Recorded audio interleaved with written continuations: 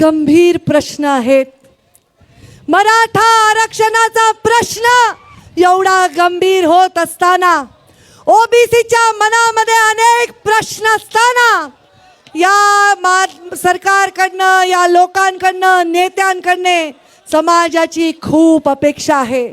आणि अपेक्षाचा भंगाचं दुःख आता कोणताही समाज पूर्णपणे सहन करण्यासाठी त्याची शक्ती संपलेली आहे.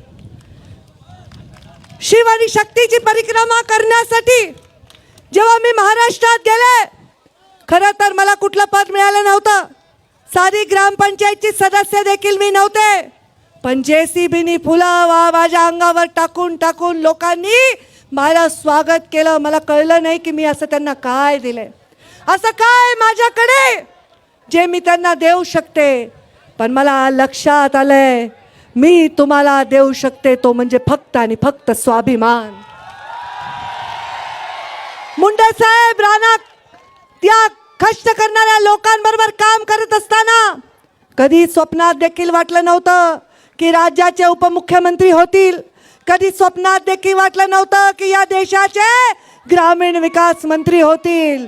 पण तरीही मुंडे साहेब तो प्रवास त्यांनी निश्चित केला. त्यांनी कष्ट केले.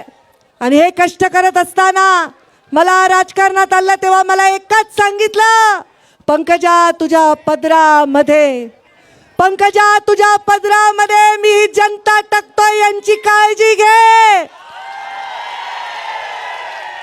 ज्या दिवशी तुम्ही 11 कोटी जमवत होतात ना, तुम्ही गावोगावातून पैसे जमा करत होतात ना, त्या दिवशी माझ्या मुलांनी, तो शिकायला बाहेर आहे, त्यांनी मला फोन केला आणि त्यांनी मला सांगितलं की मम्मी हे एवढे पैसे यांनी जमा केलेत, मम्मी तू ते पैसे घेणार आहेस का? मी म्हणलं मी हे पैसे घेणार नाही, पण तेवढ्या लोकांचे आशीर्वाद मात्र मी घेतल्याशिवाय राहणार नाही. भगवान बाबांच्या साक्षीने मी तुम्हाला सांगते की मी माझ्या मुलाला त्या दिवशी एक वाक्य म्हणले की मला इतके दिवस वाटत होतं की माझं लेकरू, माझा मुलगा, एकच मुलगा, त्याचा माझ्यावर हक्क आहे, माझ्या 2 बहिणींचा, माझ्या कुटुंबाचा माझ्यावर हक्क आहे. पण ज्या दिवशी तुम्ही माझ्यासाठी हे पाऊल उचललं, मी माझ्या मुलाला सांगितलं, बेटा तुझ्या आधी हे लोक माझ्याकडे, जेवढा तू माझी जबाबदारी आहेस त्याहून काकणभर जास्त हे माझी जबाबदारी आहे. आणि जेवढं प्रेम माझ्यावर तू आई म्हणून करतो त्याच्यापेक्षा जास्त प्रेम हे लोक माझ्यावर करतात. का बरं तुम्ही माझ्यावर एवढं प्रेम करता? काय केलंय मी असं? शेवटचं पद सांगा मला, मिळालेलं शेवटचं पद कोणतं मंत्रीपद होतं माझ्याकडे? ग्रामीण विकास. तुमच्या गावागावात ग्रामपंचायतचे कार्यालय दिले का नाही? गावागावापर्यंत मुख्यमंत्री ग्राम सडक योजना केली का नाही? जलसंधारणातून बंधारे केले की नाही? गावागावात काम करताना तुम्हाला जपला झिजवावं लागलं का? बोलावून प्रत्येक कर्डिले साहेब इथे आहेत, हे नाशिकवरनं सांगळे धात्रक सगळे आलेले आहेत. कर्डिले साहेबांच्या तालुक्यामध्ये गावागावात मी बोलवायचं, या कर्डिले साहेब, कंदाडे साहेब आलेत, रत्नाकर गुट्टे आले, सुरेश धस आहेत, मोनिका ताई. तुमचा मतदारसंघ तर मी वेगळा मानतच नाही, माझाच मानते. म्हणजे माझा जेवढा मी परळीसाठी केलं तेवढंच मी पाथर्डीसाठी केलं. मेघना तुम्ही नवीन सत्तेतले आमदार झाल्यामुळे मला तुमचं करता आलं नाही. बुलढाणा कायंदे आलेत, मांटे आलेत.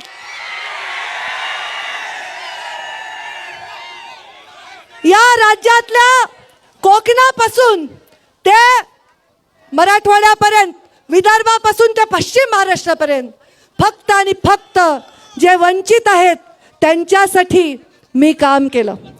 कोणत्या गावात माझं कार्यकर्ता आहे, कोणत्या गावात, तुम्ही गप्प बसे, डिस्टर्ब करू नको, कोणत्या गावात माझा कार्यकर्ता आहे मी पाहिलं नाही. कोणत्या गावात कोणता समाज राहतो मी पाहिलं नाही. खासदार प्रीतम ताई जेव्हा लोकसभेला उभ्या होत्या, मी गावात प्रचाराला विचारायचं, उभा रा रे, किती लोक आहेत? या गावात वंजाऱ्याचं घर आहे का? ते म्हणायचे नाही. या गावात किती समाजाचे लोक राहतात? ते म्हणायचे 4-5 समाज राहतात. कोणता समाज मोठा आहे? कुणी म्हणायचं धनगर आहे, कुणी म्हणायचं माळी, कुणी म्हणायचं मराठा आहे. मी म्हणायचे किती दिले ताईंनी पैसे? 2 कोटी रुपये, 1 कोटी रुपये. कधी जात पाहिली नाही, धर्म पाहिला नाही, फक्त आणि फक्त पाहिलं ते तुमच्या अंगातलं सळसळतं रक्त आणि त्याला देण्याचा काम करत असताना पडले. इलेक्शन मध्ये मी पडले तर काय झालं? आता राजकारणात पडतातच ना लोक कधीतरी. मग माझा पाय मोडला तर मला काय घेऊन चालावं लागल? कोबड्या घेऊन चालावं लागल का नाही? मग या कोबड्या एक तर आपल्याला पार्टी देऊ शकते, नाही तर पब्लिक देऊ शकते. माझ्या पब्लिकनी मला एवढ्या कुबड्या दिल्या की 2 महिन्यात मॅरेथॉन पळायची माझी ताकद तयार झाली. मी कधीच मी मनाने खचले नाही. कधीच मला वाटलं नाही की माझ्यामध्ये तसूभरही कमी आहे. मला वाटलं फक्त एकच की तुमची सेवा करण्यामध्ये खंड आला. हात जोडून मी माफी मागते. माझ्यामुळे तुम्हाला त्रास होतो. हे मंचावरचे लोकांना तेवढा त्रास होत नसेल. ज्यांना काही पद मिळतं, प्रतिष्ठा मिळती, त्यांचं भागून जातं. पण माझ्यामुळं त्रास होतो तुम्हाला. दरवेळी तुम्ही आशा लावता. दरवेळी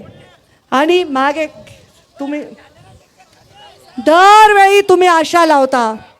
दरवेळी तुम्हाला वाटतं आमची ताई अमुक, आमची ताई तमुक. पण आता काही नका, सगळेच म्हणतात हे उठतात बसा ना, मी काही कर. आणि दरवेळी तुमचा अपेक्षा भंग होतो. माझ्यामुळे तुम्हाला त्रास होतो. मी हात सोडून तुमची क्षमा. मी जेव्हा 2 महिन्याची रजा घेतली, माझ्या आयुष्यात मला फक्त आणि फक्त माझ्यामध्ये नीतिमत्ता आहे. माझ्यामध्ये दुसरं काय नाही. गोपीनाथ मुंडेची लेक म्हणून असलेली हिम्मत आणि माझ्या लोकांवर असलेला विश्वास. मग मी रोज आरोप, कोणी म्हणतं ताई या पक्षात चालल्या, कोणी म्हणतं ताई त्या पक्षात चालल्या, कोणी म्हणतं आम्हाला असं कळलंय, कोणी म्हणतं आम्हाला तसं कळलंय.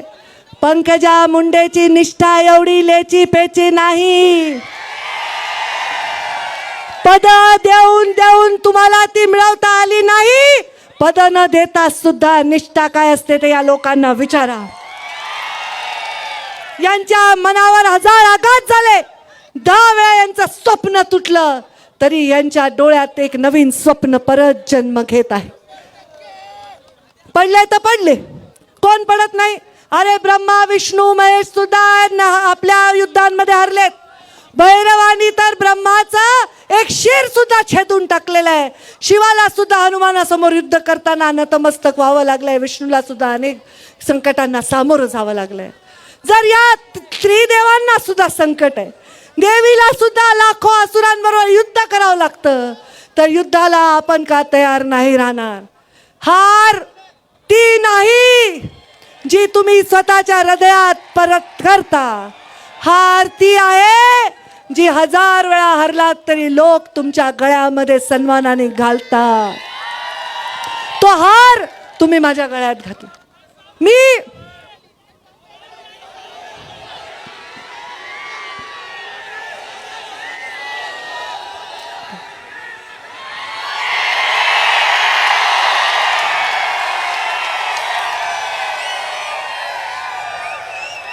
हे लेकरं काय म्हणायलेत? मीडियाला कळू द्या, मीडियाला कळू द्या. हे लेकरं म्हणायलेत भगवान बाबांनी आपल्यावर सावली धरली आहे. ऊन आपल्याला आता नाही. आता आपल्याला त्रास देणाऱ्याचं घर उन्हात बांधू. आता माझे माणसं उन्हामध्ये राहणार नाहीत. आता माझे माणसं संयम दाखवणार नाहीत. आता माझ्या माणसं हे भगवान शिवाचं रूप आहे. शिवशंकर खूप भोळा आहे, पण त्याला सुद्धा तिसरा डोळा आहे.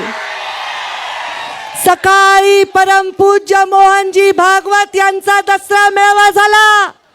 त्यांनी सांगितलं की नीतिमत्ता बाजूला ठेवून राजकारण करणं हे देशाच्या हिताचं नाही.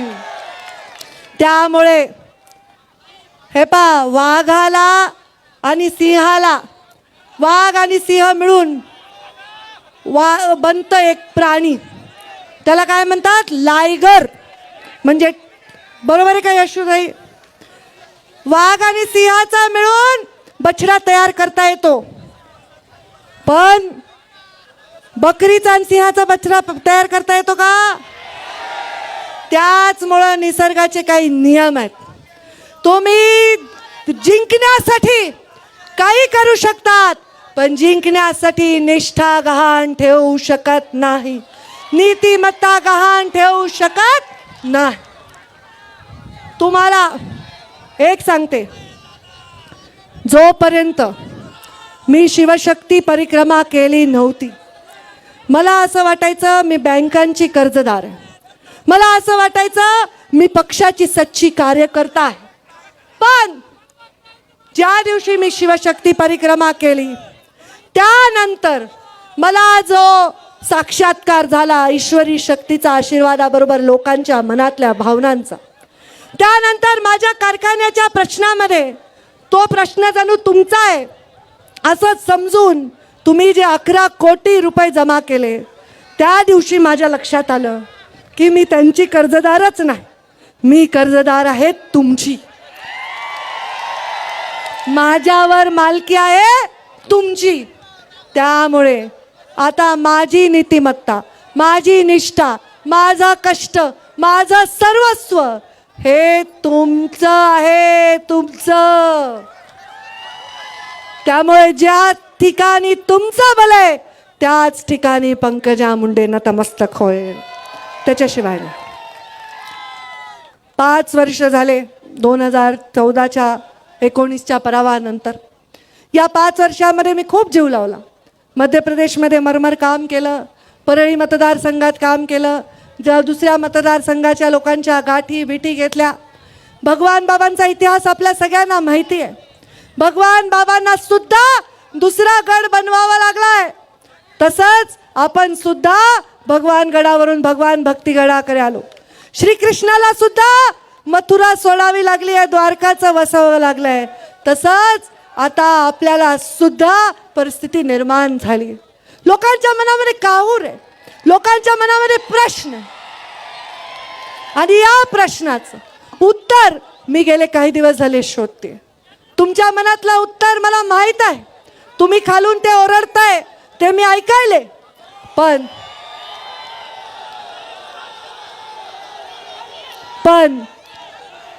मी तुमची ताईसाहेब नाही रे, मी तुमची ताईसाहेब नाही, मी तुमची आई आहे, आई.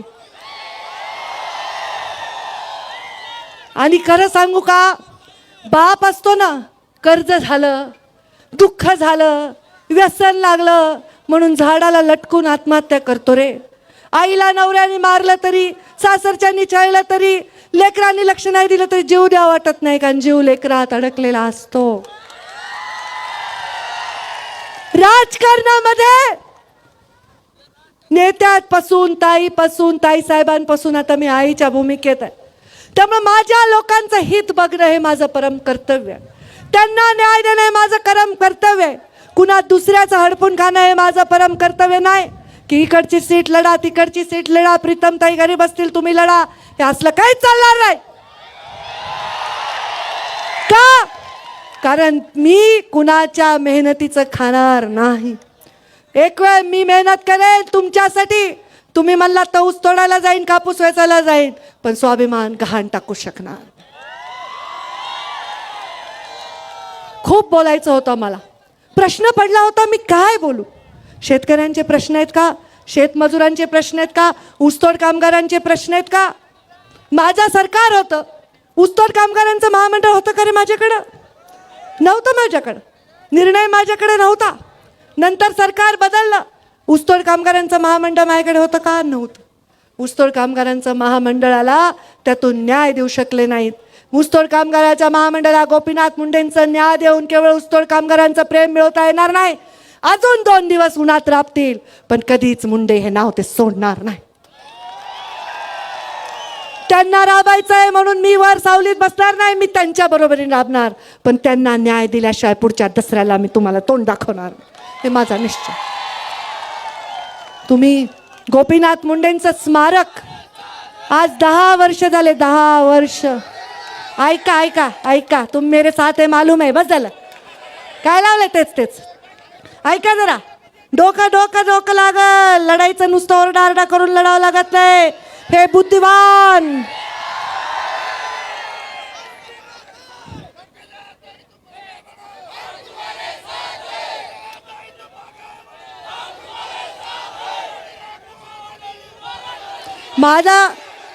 मला घोषणा देणारा जे पकडले जातात त्यांचं मी बिलकुल नंतर वाट लावत असते.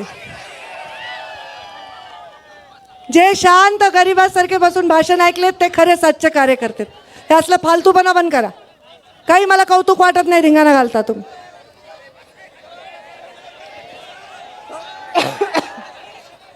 तुम्ही माझ्या बरोबरच आहे, मी तुमच्या बरोबरच आहे.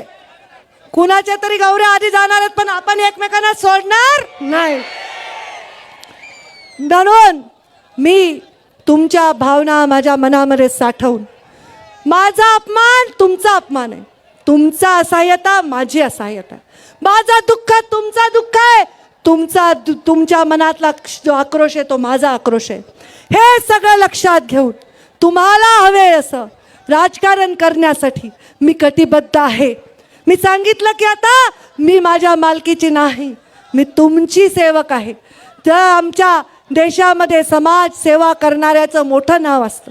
ज्या खुर्चीवर फक्त मुंडे साहेब 4-4.5 वर्ष होते, पण आज मृत्यूनंतर 10 वर्ष देखील मुंडे साहेब आहेत प्रत्येक गावागावात. मुंडे साहेबांचा गोपीनाथगड मी 3 महिन्यात बनवला, 3 महिन्यात. पण अजून मुंडे साहेबांचं स्मारक होऊ शकलेलं नाही सरकारतर्फे, अजून नाही. आता नका बनवू, आता बनवू नकाच. आता जर काही बनवायचं असेल तर माझ्या शेतकऱ्याला आत्महत्येपासून दूर जाणारं काहीतरी असं जादूची कांडी बन. आता काही बनवायचं असेल तर माझ्या ऊस तोडणाऱ्याला त्या कोयत्यापासून दूर जाऊन शिक्षण आणि पोषणाचा अधिकार मिळवून देणारा असं काहीतरी बनवा. आता बनवायचंच असेल तर या राज्यामध्ये चाललेल्या या धर्माच्या आणि जातीच्या भिंती ह्या पाडा हेच मुंडे साहेबांचं स्मारक आहे. प्रत्येक माणसाच्या मनामध्ये स्वाभिमान, गरीब फटक्या माणसाच्या मनामध्ये आशा, आकांक्षा, ऊर्जा जर असेल तर तेच खरं त्यांच्या हृदयातलं मुंडे साहेबांचं स्मारक आहे. आज कुणी बघायला ड्रग्सच चालली बातमी किती दिवस झाले, कुठंतरी ऐकायला ना तुम्ही टी व्हीवर. आता हे ड्रग कुणी आणलं, कोणी घेतलं, कोणाच्या मुलांनी घेतलं, कुणाच्या काळात आलं असं म्हणण्याला काही अर्थ नाही. जेव्हा मुंडे साहेबांनी अंडरवर्ल्डशी सामना केला होता, पोलिसांना सांगितलं होतं गोली का जवाब गोली से दो. माझा पोलीस मरणार नाही. कारण जर अंडरवर्ल्डचे लोक पोलिसांना गोळ्या घालत असतील तर पोलीस सुद्धा त्यांना गोळ्या घालू शकतात. हे धारिष्ट मुंडे साहेबांनी दाखवलं. तेव्हा मुंडे साहेब म्हणायचे की एक काळ असा येणार आहे, एक काळ असा येणार आहे जेव्हा आपल्याला अस्त्रांची, शस्त्रांची, बॉम्ब गोळ्यांची गरज लागणार नाही. एक काळ असा येणार आहे तर आपली युवा पिढी बर्बाद करण्यासाठी व्यसनांची व्यवस्था केली जाईल, व्यसनांची. तुम्ही मागच्या वेळी मी तुम्हाला सांगितलं होतं तंबाखू सोडा. किती लोकांनी सोडली, धरली मला माहीत नाही. हात वर केला. खोटं बोललात तर बघा फटके खाता, दातावरून दिसतंय मला. कारण तुम्ही व्यसनाधीन झालात तर तुम्हाला कोणतीच ताई वाचवू शकत नाही. आता हे ड्रग्सचं जे व्यसन आहे, हे व्यसन तरुण पिढीला खाऊन टाकतंय. कोणी असो त्याला जबाबदार, त्याला बेड्या ठोका आणि या तरुणाईला ह्याच्यापासून वाचवा, ही परिस्थिती आहे. जर हे मुंबई पुण्यापासून आता छोट्या छोट्या गावात चाललं असेल तर अत्यंत गंभीर परिस्थिती आहे. या शेतकऱ्यांना न्याय देणारं, महिलांना सन्मान देणारं, या राज्यातला आता जो आतंक जाती जातीमध्ये पसरला आहे याला विराम देऊन प्रत्येकाला कुशीत घेऊन कुरवाळणाऱ्या नेतृत्वाची या राज्याला गरज. जातीपातीच्या राजकारणाच्या भिंती तोडून कुठेतरी काय भ्रष्टाचार मुक्त झाला का हो देश? भ्रष्टाचारातून वाचलो का आपण? तुमच्या मताला किंमत आहे का? तुम्ही कुणाला मत देताल आणि सरकार कुणाचं येतील ह्याच्यावर तुमचा कुणाचाच आता बस नाही. कुठेतरी एक स्थिरता ही राज्याला हवी आहे. ह्या स्थिरतेसाठी मी प्रयत्न करणार. कारण आज माझ्यासाठी नाही, मला कुठे बसायचंय म्हणून नाही, पण तुम्हाला कुठे ठेवायचंय, तुम्हाला कुठे बसवायचंय, तुमच्यासाठी जे गोपीनाथ मुंडेंनी स्वप्न पाहिलेत ते पूर्ण करायचे आहेत. त्याच्यासाठी मी आता मैदानात उतरणार आहे. पडले ते झालं, आता पाडणार आहे, पाडणार. कुणाला पाडणार आहे? जो चारित्र्यहीन असेल, पैशाच्या जोरावर राजकारण करत असेल त्याला पाडणार. जो शेतकऱ्यांच्या हिताचं राजकारण करत असेल त्याला पाडणार. जो तरुणांना बेरोजगारीच्या संकटातून उचलून नाही काढू शकत त्याला पाडणार. जो या महाराष्ट्राला त्याचं गतवैभव प्राप्त करून देण्यामध्ये अडचण असेल त्याला पाडणार आहे. आता फक्त मेरिट राहील. समाजाच्या साठी सेवा करणार, चारित्र्य संपन्न लोकांसाठी समर्पित असणारं नेतृत्व घडवण्यासाठी आता मी रात्रीचा दिवस एक करणार. भले मला काय मिळो न मिळो, पण पुढची पिढी गोड जेवण जेवल, चांगलं जेवण जेवल, त्यांच्या ताटात तरी गोड पडल, याच्यासाठी आता माझं आयुष्य मी खर्च घालणार. तुमच्या सेवेसाठी माझ्या श्वासाच्या शेवटच्या क्षणापर्यंत मी लढणार. तो क्षण आत्ता या क्षणी आहे का उद्या मी मरणार आहे का अजून किती वर्षांनी मला माहीत नाही, पण मी माझा आणि तुमचा स्वाभिमान मरू देणार नाही. मी कुठल्याही प्रकारे तुम्हाला अंतर देणार नाही. मी आता मैदानात 2024 पर्यंत तुम्हाला न्याय देण्यासाठी मी आता मैदानात आहे. आणि तुमची इच्छा असेल तर तिथून मला कोणीच हटवू शकणार नाही. मी येणार आहे सिंदखेड राजा, मी येणार आहे. शिवशक्ती नगर जिल्हा मी येणार आहे. जळगाव मी येणार आहे. नाशिक, सिन्नर, येवला मी येणार आहे. शिवशक्ती परिक्रमेच्या माध्यमातून मी जिथे जिथे गेले तिथे मी नाही जाऊ शकले तिथे आता येणार आहे. जिजाऊंचं दर्शन घ्यायला मी बुलढाण्याला येणार आहे. आता मी घरी बसणार नाही. तुम्हाला मी मैदानात दिसेन. त्या मैदानात कोण असणार हाचा निर्णय तुम्ही घेणार आहात. तुम्ही माझा हा मेळावा तुम्ही यशस्वी करता. माझा सर्वस्व मी तुम्हाला गहाण टाकलंय. आता तुम्हाला शेवटचं जाता जाता सांगेन, मी थकणार नाही, मी रुकणार नाही, मी कुणासमोर कधी झुकणार नाही, मी उठणार नाही, मी मातणार नाही, मी घेतला वसा कधीही टाकणार नाही. माझ्या येणाऱ्या प्रवासाच्या प्रतीक्षेमध्ये तुम्ही आहात की नाही? मग आपल्या हाताच्या मुठी वळा. या प्रवासाचे साक्षीदार बनण्याचा शब्द घ्या आणि एक घोषणा माझ्या सोबत द्या. अमर है, अमर है, भगवान बाबा की, भगवान बाबा की. धन्यवाद. जय हिंद.